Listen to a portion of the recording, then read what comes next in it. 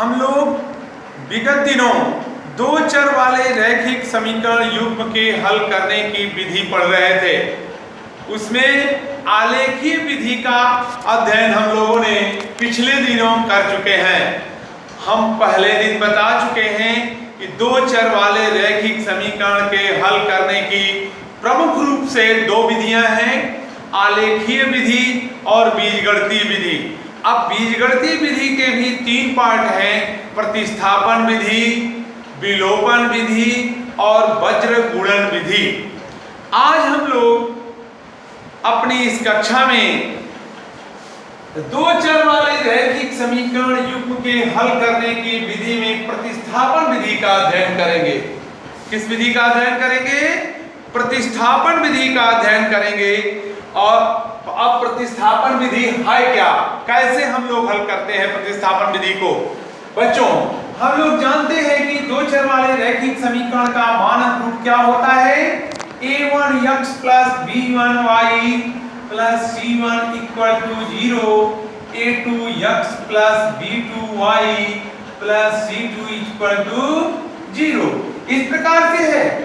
कहीं पर आपको यह c1 पक्षांतर करके भी मिलेगा, ऐसी प्रॉब्लम्स नहीं है, लेकिन मानक रूप में जब हमें बात करनी होगी तो इस तरह से ऐसे भी आपको इनके ये रूप मिल जाएंगे, a1x plus b1y equal to c1 और a2x plus b2y equal to c2, ऐसे भी होंगे। अब ऐसे यदि समीकरण है जिसमें हमारे a1 a2 b1 b2 c1 c2 हमारी जो है वास्तविक संख्याएं हैं, अचर राशियां हैं, लेकिन x और y जो है ये हमारे अज्ञात पद हैं। तो प्रतिस्थापन विधि से हल करते समय इसकी परिभाषा अगर दी जाए तो कहा जाता है कि वह विधि जिसके अंतर्गत किसी एक समीकरण से एक अज्ञात राशि का मान दूसरे अज्ञात राशि के पदों में ज्ञात कर लेते हैं और फिर उसे दूसरे समीकरण में प्रतिस्थापित कर देते हैं। इस प्रकार अज्ञात राशि विलोपित हो जाती है और एक अज्ञात राशि का मान निकल जाता है और उस प्राप्त हुई अज्ञात राशि वाले पद को दिए गए किसी एक समीकरण में मान रख देने पर दूसरे भी हमारे अज्ञात राशि यानी चर राशि का मान प्राप्त हो जाता है। परिभाषा से हमको लगता है समझ में नहीं आया होगा। आइए हम सवाल देखते हैं। सवाल में हमारा अगर इसका प्रश्न देखें तो x plus y equal to 14 ले लें, इक्वेशन नंबर 1 हो जाएगा। और दूसरा सवाल अगर कोई ले लें, x इसी का part x minus y equal to x minus y equal to 4 ले लीजिए। चलिए 4 ही ले लीजिए। आ जाइए, समीकरण 1 हो गया और समीकरण 2 हो गया। समीकरण 1 और 2 में से किसी एक समीकरण को आप स्वतंत्र हैं, ध्यान से सुनिए हमारी बात, बहुत ध्यान से सुनिएगा, एक बार केवल समझने की जरूरत है। या किसी एक समीकरण को, चाहे समीकरण नंबर 1 चाहे समीकरण नंबर 2, किसी एक को ले लीजिए। आइए हम लोग समीकरण 1 को ही लेते हैं। समीकरण 1 से क्या है? समीकरण 1 x plus y equal to 14, x plus y equal to 14 है कि अब यदि हम इसको x बराबर लिखना चाहें तो पक्षांतर करने के उपरांत हो जाएगा 14 माइनस वाई, यानी इस y को हम पक्षांतर कर दिए और इस समीकरण को x के पदों में प्राप्त कर लिए। अब ये जो हमारा x का मान ये प्राप्त हुआ है, इस x के मान जो एक समीकरण के माध्यम से हमने इसको प्राप्त किया, तो इसी x के मान को दूसरे समीकरण में रख देंगे।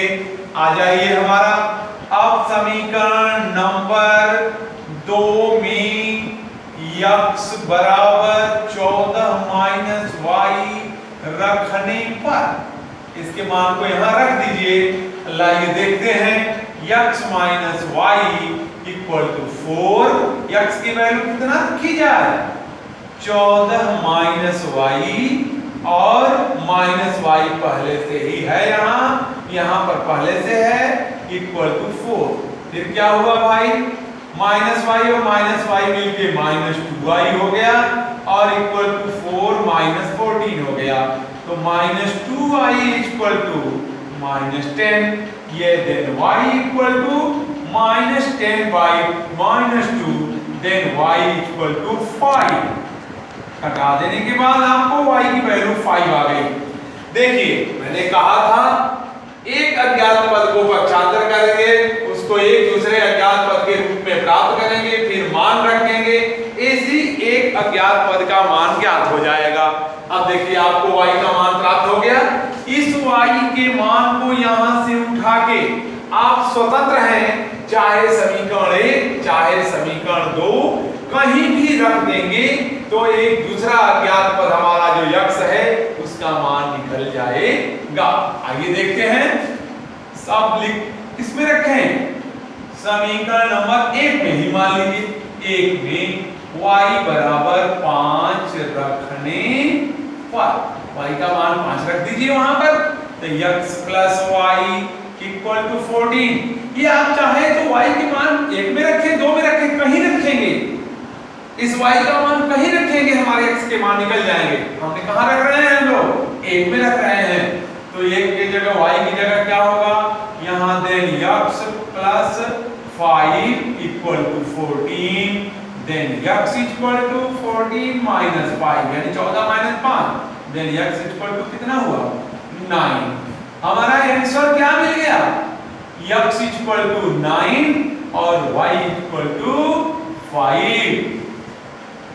इस प्रतिस्थापन विधि द्वारा हल करने के उपरांत हमारे x और y के मान प्राप्त हो गए। यहीं पर एक बात खड़ी होती है, हमें यह भ्रम है कि क्या हमने जो उत्तर निकाला यह सही है।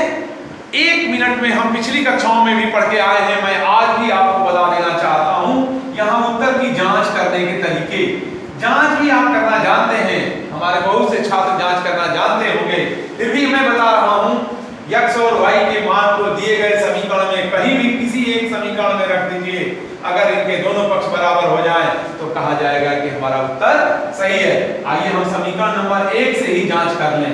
समीकरण नंबर 1 से x plus y equal to 14, then 9 plus 5 equal to 14, then 14 equal to 14, 14 बराबर 14 हो गया।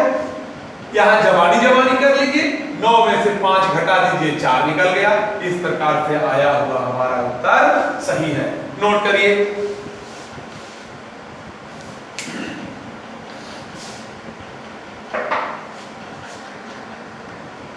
प्यारे बच्चों, प्रतिस्थापन विधि के बाद हमारी बारी आती है विलोपन विधि पर। विलोपन विधि में फिर वही हमारे अपने समीकरण युग्म के मानक रूप को देखें। a1x plus b1y equal to c1 ले लीजिए, a2x plus b2y equal to c2।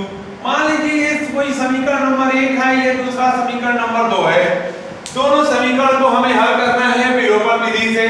तो सबसे पहले ऐसे विधियों से हल करते समय किसी एक अज्ञात पद यहाँ कौन कौन से है, x और y है, किसी एक अज्ञात पद को विलुप्त करने की विधि ही हमारी विलोपन विधि कहलाती है। अब विलुप्त कैसे होगा, इनके गुणांक अलग अलग हैं, a1 है, a2 है, b1 है, b2 है। अब करते हम लोग क्या है कि चाहे x के गुणांक को चाहे y के गुणांक को किसी अज्ञात पद वाले गुणांक को, c1 तो ऑलरेडी जो है पहले से ही अचर पद है, c2 और c1 c2 के विषय में सोचना ही नहीं है। यस, x के गुणांक अथवा y के गुणांक को समीकरण से देख लेते हैं, जहां आसानी लगती है उनके गुणांकों को बराबर कर लेते हैं। बराबर करने के बाद हमें यह देखना होता है कि विलुप्त करने के लिए दिए गए समीकरण को जोड़ना होगा या घटाना होगा। यदि जोड़ना है तो हम जोड़ की क्रिया करते हैं, घटाना है तो घटाने की क्रिया। इन्हीं दोनों में से कोई एक क्रिया की जाती है। ध्यान रहे, जोड़ते समय चिन्हों में कोई परिवर्तन नहीं होता, लेकिन घटाते समय नीचे नीचे वाले चिन्ह आपस में बदल जाते हैं। आइए हम लोग देखते हैं इसका एक एग्जाम्पल मान लीजिए, कोई एक एग्जाम्पल ले लीजिए। 4x + 5y = 7। कोई एक सवाल याद आ रहा है? 4x + 5y = 7 equation number 1। और इक्वेशन नंबर 2 इसी के साथ ले लीजिए। 2x + y = 2। 2x + y = 2। समीकरण नंबर 2 ले लीजिए भाई। यहाँ 2x + y = 2। ध्यान से देखिए, यहाँ x के गुणांक जो है a1 की जगह 4 है, a2 की जगह 2 है, b1 की जगह 5 है और b2 की जगह 1 है। ये किसी को अगर हमें y के गुणांक को बराबर करना है तो पहले समीकरण को कहीं छूना नहीं पड़ेगा। दूसरे समीकरण में केवल हम दोनों पक्षों में 5 से गुणा कर देंगे तो यहाँ भी 5y और यहाँ भी 5y हो जाएगा। अगर हमारा कोई छात्र x के गुणांक को बराबर करना चाहता है तो क्या करेगा? एक विधि तो ये है कि यहाँ 4 है, यहाँ 2 है, 2 में क्या करते हैं कि 4 हो जाए, 2 से गुणा कर दें तो केवल समीकरण नंबर 2 के दोनों पक्षों में 2 से गुणा कर देगा तो भी x के गुणांक बराबर हो जाएंगे। अगर हमें सब कुछ नहीं आता, अगर इनके गुणांक आपस में गुणा करने के बाद भी समझ में नहीं आ रहे हैं तो सबसे आसान विधि है कि समीकरण 2 के जिस पद के अज्ञात पद को आप गुणांकों को बराबर करना चाह रहे हैं उनके यहाँ के गुणांक को उठाकर यहाँ दोनों पक्षों में कर दीजिए और समीकरण 1 के उस पद के गुणांक को उठाकर दूसरे के दोनों पक्षों में कर दीजिए। आइए हम इसे हल करके एक नमूना देखें। समीकरण 1 और समीकरण 2 हम केवल यहाँ शॉर्ट कर चलते हैं। समीकरण 2 के दोनों पक्षों में 5 से गुणा करने पर इसका मतलब है कि एक को नहीं छूना है, केवल 2 में ही हमको परिवर्तन करने हैं। आइए 2 में परिवर्तन करते हैं। एक को 10 का 10 उतार लेंगे। 4x + 5y = 7। अब यहाँ समीकरण नंबर बदल जाएगा क्योंकि हम अलग से लिख रहे हैं तो 2 के बाद 3 लिख लीजिए।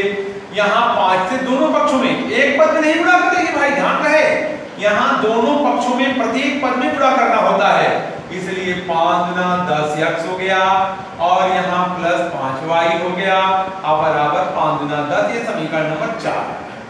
अब आप देखिए एक हमारा अज्ञात पद, इसके गुणांक आपस में बराबर हो गए। अब इसको हमको विलुप्त करना है। विलुप्त करने के लिए देखें क्या चिन्ह बराबर है या भिन्न भिन्न है। हम देखेंगे दोनों में पॉजिटिव है। पॉजिटिव विलुप्त करने के लिए पॉजिटिव विलुप्त होगा नहीं, विलुप्त तो तब होगा जब एक विपरीत चिन्ह हो। तो हम लोग क्या करेंगे, यहाँ लिखेंगे समीकरण 3 से 4 को घटाने पर। बहादुरों ध्यान से देखो, घटाने के लिए मैंने कहा कि जोड़ने में कोई परिवर्तन नहीं, घटाने में चिन्ह बदल जाते हैं। बहुत ध्यान देने की चीज है। माइनस प्लस था, यहाँ प्लस था तो माइनस कर दिया, यहाँ प्लस था तो माइनस कर दिया, यहाँ भी प्लस है तो माइनस। अगर कहीं इसमें माइनस होता तो प्लस हो गया होता। आ जाइए, ये घट जाएगा घटाने के समय और ये ऋण वाला पद अधिक हो गया तो घटा लीजिए, -6x हो गया और बराबर यहाँ से घटा देंगे तो क्या होगा, -3। इसलिए x = -3/6, then x = 3/6, then x = 1/2। कटा देने के बाद 1/2 आ गया। x की वैल्यू हमारी क्या आ गई, 1/2।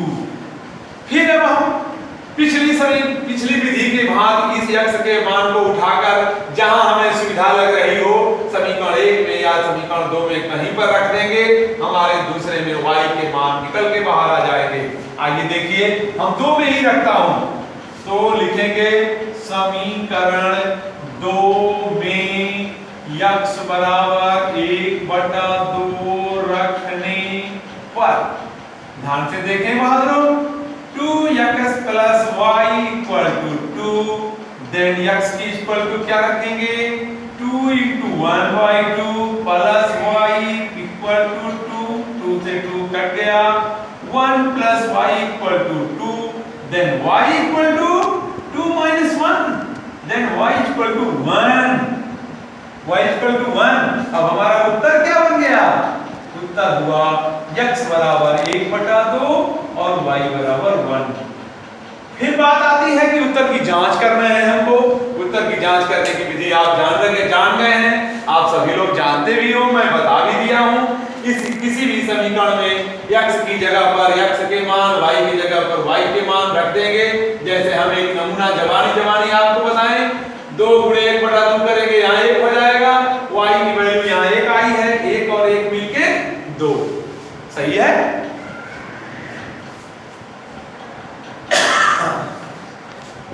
प्यारे बच्चों, हम लोग प्रतिस्थापन और विलोपन पढ़ने के बाद सबसे इंपॉर्टेंट जो विधि है हमारे 10 के पाठ्यक्रम में, वह है वज्र गुणन विधि। वज्र गुणन विधि से रैखिक समीकरण युग्म को हल करने के लिए हम एक सूत्र का प्रयोग करेंगे। आप ध्यान से देखेंगे, उस सूत्र को मैं अभी लिखने जा रहा हूं। सबसे पहले हमारी प्रक्रिया सुनिए। दिए गए जो समीकरण है, उस दिए गए समीकरण को सबसे पहले मानक रूप में बदल लिया जाता है। मानक रूप हमारा क्या है? ध्यान से देखें, a1x plus b1y plus c1 equal to 0, a2x plus b2y plus c2 equal to 0। जो भी हमको समीकरण दिया जाएगा, दो समीकरण 1 और समीकरण जो 2 दिए जाएंगे, उसके बराबर में हमको 0 कर लेना होगा और ये सारे पद जो हैं हमारे लेफ्ट हैंड साइड में आ जाएंगे। जैसे आपको एक नमूना दिखाएं, 2x plus 3y equal to अगर -4 है तो इस मानक रूप में ये नहीं है, हम इसको लिखेंगे 2x plus 3y plus 4 equal to 0। पक्षांतर करके इस प्रकार से लिख लेंगे, तब ये इसका मानक रूप कहलाएगा। तो हमारे यही कहने का मतलब है कि जो भी हमको दिया गया समीकरण होगा उसको मानक रूप में लिखा जाएगा। अब इसके बाद इसको हल करने के लिए एक सूत्र का प्रयोग करते हैं। सूत्र होता है x y equal to y बटा और इक्वल टू 1 बटा। यहाँ पर इनके x और y और c1 c2 इनके गुणाचर पद के गुणांकों को ही लिखा जाएगा, लेकिन लिखने का एक तरीका देखें। हमारे वृत्ति पद पर आ जाइए। यहाँ x है, यहाँ y है, यहाँ एक अचर पद है, यहाँ x है, यहाँ y है और यहाँ एक अचर पद है। अचर पद को ले लीजिए। अब जब हम लोग ध्यान से सुनो, x के नीचे लिखेंगे तो x के गुणांक को नहीं लिखेंगे। किसको लिखेंगे? और घड़ी की चलने की उल्टी दिशा में एंटी क्लॉकवाइज चल के हम अपना सूत्र बनाएंगे। सूत्र याद करने और लिखने के तरीके में दे रहा हूं।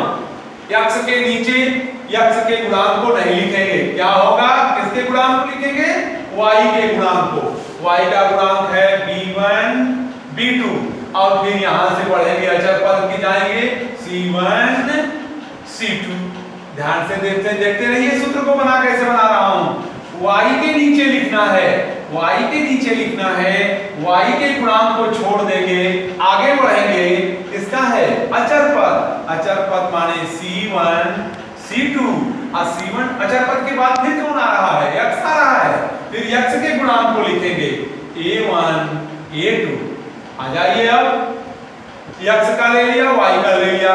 अब अचर पद की बात जाती है, 1 के नीचे लिखना है हमको, 1 के नीचे लिखना है। इसका मतलब अचर पद को पहले नहीं लिखा जाएगा। किसको लिखा जाएगा? अचर पद के बाद क्या आ रहा है? x आ रहा है। x के गुणांक को ले लीजिए a1 a2 और x के बाद फिर y आ रहा है, y के गुणांक को b1 b2। आया समझ में? इतना के बाद एक और इसमें तकनीकी है, वह तकनीकी तीर लगाना है। वह कौन सी तकनीकी है? तीर लगाना। बच्चों ध्यान से देखो, तीर लगाने के लिए यूं और यूं, यहां से नीचे की ओर आते हैं, यहां से ऊपर की ओर, ये नीचे ये ऊपर। ये भूलना नहीं चाहिए, नहीं तो सूत्र हमारा नहीं बनेगा। सूत्र याद करने की जरूरत नहीं है। इस हमारे वृत्ति परिपथ के सिस्टम से सूत्र को याद करने की जरूरत नहीं होती। आप जैसे मैंने बताया है, एंटी क्लॉकवाइज घूम जाइए, सूत्र हमारा तैयार मिलेगा। आ जाइए, एक कदम नीचे आइए। सूत्र हमारा बिल्कुल प्योर स्थिति में पहुंचेगा। ये कहता है कि हमारा इनसे मेल कराइए B1C2। याद रखिएगा इनके गुणांकों के बीच में ऋण चिन्ह लगता है। फिर कहता है कि इनके मेल के बाद इनका मेल कराइए B2C1। ये तीर बता रही है कि हमको पहले लिखो इनको बाद में लिखो। ऐसा नहीं है कि इन दोनों का गुणा करना है तो C1 को पहले लिख दें और B2 को बाद में लिख दें, ऐसा नहीं करना होता। आ जाइए इक्वल टू देन y पाई upon C1 A2 minus C2 A1 equal to 1 upon फिर वही काम A1 B2 minus A2 B1। ये है हमारा ब्रज गुणन विधि द्वारा हल करने का सूत्र। सारे बच्चे हमारे नोट कर लेंगे इस सूत्र को। यह सूत्र बना है इस तरह से, ये बना है इस सिस्टम से, इस सिस्टम को ले आए हैं हम मानक रूप से। एक क्रम है ये, फिर इसके हिसाब से ये बनाएंगे, इसके हिसाब से ये बनाएंगे। अब हमारा सवाल इसी पर लग जाएगा।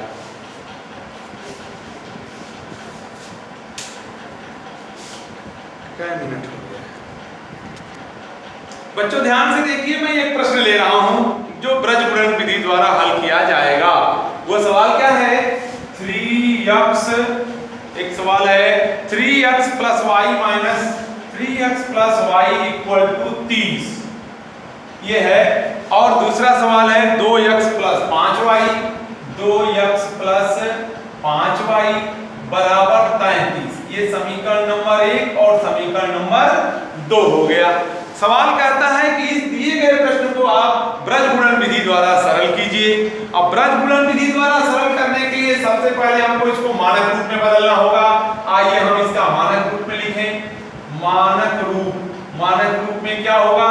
3x plus y minus 30 equal to 0। Equation number 3 मान लीजिए यहाँ, और यहाँ 2x प्लस 5y माइनस 33 हो जाएगा और बराबर 0 हो जाएगा। समीकरण नंबर 4 मानक रूप में हो गया।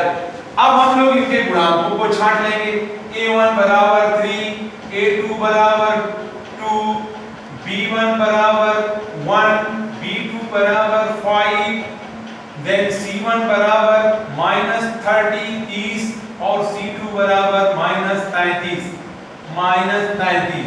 अब हम लोग सिर्फ अपने सूत्र के अनुसार लाएंगे।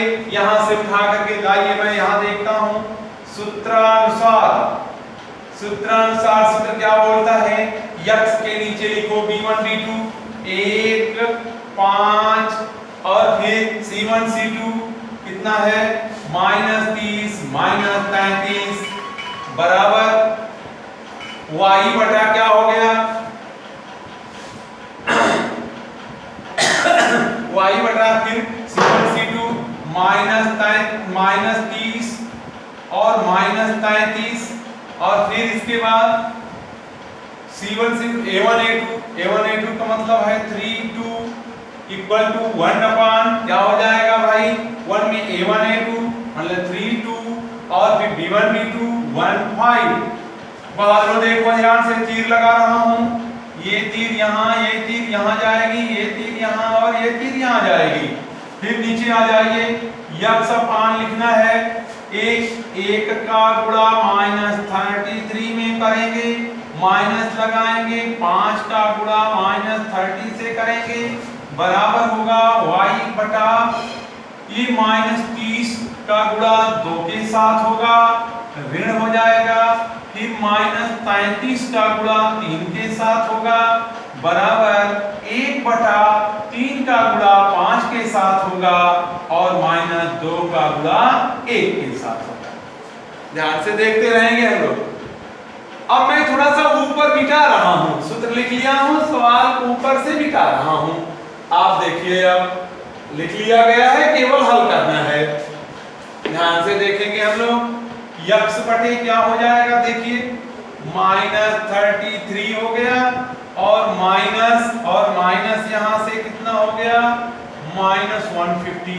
देख रहे हैं ना, माइनस 150 ऋण से घबराना नहीं है, नहीं तो फिर गलत हो जाएगा।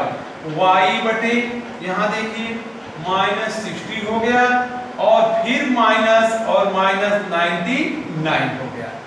अब बराबर क्या हो गया, 1 अपान आ जाइए, ये 15 हो गया और -2। आगे बढ़ते जाइए, अब हल हो जाएगा। x बटा -33 प्लस 150 इक्वल टू y बटा -60 प्लस 99 इक्वल टू 1 बटा 13। ध्यान से देखिए, अब मैं नीचे भी मिटा रहा हूं, नीचे भी मिटा रहा हूं भाई। अब आगे देखेंगे ध्यान से, आगे देखिए x अपान घटा लीजिए यहां से, 7 हो गया, 1 हो गया, 1 हो गया, पॉजिटिव हो गया, प्लस वाला अधिक है, बराबर यहां देखिए y यहां कितना हुआ 33 और बराबर 1 अपान 30। यहां आने के बाद हमको x और y की वैल्यू प्राप्त करनी है। x और y की वैल्यू प्राप्त करने के लिए एक बार इनको इनके साथ लीजिए, एक बार इनको इनके साथ लीजिए। आइए देखते हैं, x upon 1 equal to 1 by 13, ये गुणा कर दीजिए, 13 x बराबर 117, x बराबर 117 बटा 13, देन x इक्वल टू 9। इसी प्रकार इनको y के साथ ले आइए, y बटा 39 1 बटा 13, फिर ये गुणा करिए, 13y बराबर 39, देन y बराबर 39 बटा 13, देन y बराबर क्या हो गया 3। दिस इज आंसर हुआ हमारा x इक्वल टू 9 और y इक्वल टू 3। इन इक्वेशन को यहाँ पर और इस मान को इस दिए गए इक्वेशन में रख करके आप उत्तर की जांच कर सकते हो, चाहे यहाँ करके चाहे यहाँ करके। क्या हमारा यह सवाल उत्तर आया सही है या गलत, जांच की प्रक्रिया करके आप जानते हो, जांच कर सकते हो। प्यारे बच्चों, तीनों विधियों का अध्ययन हम लोगों ने कर लिया है। अब हम एक कुछ सवाल आपको दे रहे हैं कल के लिए, इस उम्मीद के साथ कि सभी लोग इसको हल करोगे। ध्यान से सुनिए, दिए गए रैखिक समीकरण युग्म को प्रतिस्थापन विधि, विलोपन विधि तथा वज्र गुणन विधि द्वारा सरल कीजिए। 5 सवाल हैं और तीनों विधियों द्वारा लगाना है।